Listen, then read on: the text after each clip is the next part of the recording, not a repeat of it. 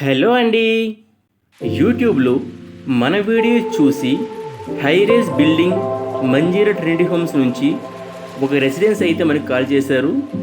వాళ్ళ ఇంట్లో అయితే మనం LPG reticulated pipe line gas system అయితే చేయడం జరిగిందండి. సో ఇక్కడంతా చేసిన వర్క్ అంతా కంప్లీట్గా. సో ఇక్కడ ఫైట్ టెస్ట్ చేస్తున్నానండి.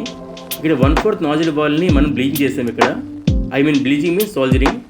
సో ఈ సోల్జరింగ్ చేసినప్పుడు ఏంటంటే మనకు ఫైర్ టెస్టింగ్ చేసుకుంటే బెస్ట్ అండి. చాలామంది సోప్ వాటర్ చెక్ చేస్తుంటారు.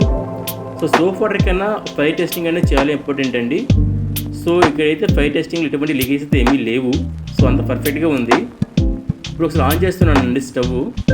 స్క్రీన్లో చూడండి స్టవ్ ఎంత బాగా మండుతుందంటే మాటలు లేవండి, అంత నీట్గా వస్తుంది. సో ఇక్కడైతే అయిపోయింది ఇది. సో ఇప్పుడు ఏంటంటే మనకి బయట చూసుకుందామండి. అవుట్ సైడ్ ఎలా పెట్టాము సిలిండరు, దాన్ని ఎలా ఎక్స్ప్లెయిన్ చేయాలనేది బయట చూద్దాం ఇప్పుడు ఒకసారి. సో ఇప్పుడు మనం బయటికి వెళ్తున్నామండి. చలో బయటకు వెళ్తే బహార్.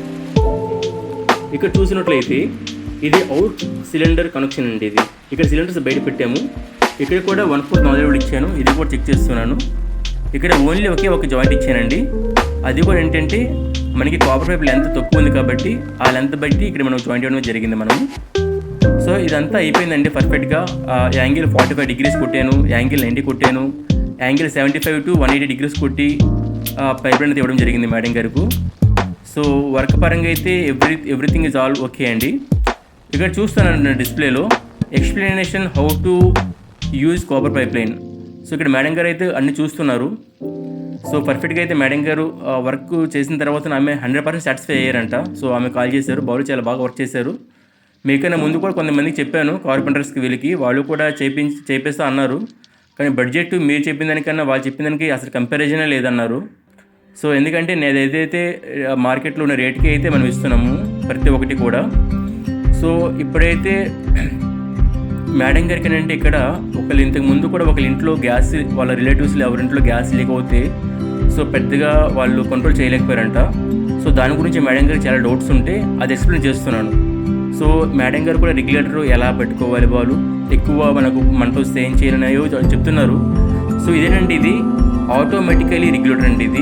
ఇది 0.03 నుంచి 0.07 ఇచ్చే ప్రెజర్ ఇచ్చే రెగ్యులేటర్ ఇది. సో ఇక్కడ అంటే మనకి స్క్రీన్లో ఇది చెప్పాను. సో స్క్రీన్లో కాదు, మామూలుగా అంటే బయోలో ఉంటాయి, మొత్తం పెట్టాను. సో బయోలో చూసుకోవచ్చు. ఇక్కడ చూసారంటే మాన్యువల్గా మేడం గారు ఆపరేట్ చేస్తున్నారు. ఎందుకంటే వాళ్ళ దగ్గర నుంచి చూసుకుంటే వాళ్ళకి చాలా హ్యాపీగా సాటిస్ఫై అవుతారు, మనకి కూడా టెన్షన్ ఉండదు. సో ఆ విధంగా అయితే వర్క్ అయితే 100% అయిపోయిందండి. అంటే ఫుల్ వీడియో తీయొచ్చు కాపర్ పైప్ లైన్ చేసినప్పుడు, గ్రానైట్ పోల్ వేసినప్పుడు, లేకపోతే క్లాంపింగ్ చేసినప్పుడు. సో వీడియో లెంత్ ఎక్కువ అవుతుంది అని అవన్నీ స్కిప్ చేసేసాను. ఓన్లీ మీకు స్క్రీన్లో వీడియోస్లో అయితే ఏదైతే కాపర్ పైప్ లైన్ ఉందో అదే మీకు చూపిస్తున్నాను. సో ఫైనల్గా అయితే మనకి ఫ్లేమ్ అయితే గుడ్ ఫ్లేమ్ అండి ఇది. సో ఫ్లేమ్ అయితే బాగా వచ్చింది. సో మేడం గారు కూడా హ్యాపీగా ఫీల్ అయ్యారు. సో అంతా ఓకే అయిపోయిందండి.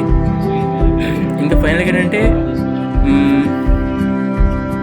ఆబ్వియస్లీ ఇట్లాంటి వర్క్స్ కూడా మనకి చేయడం అనేది మొదటి నుంచే మనకి అవగాహన ఉంది కాబట్టి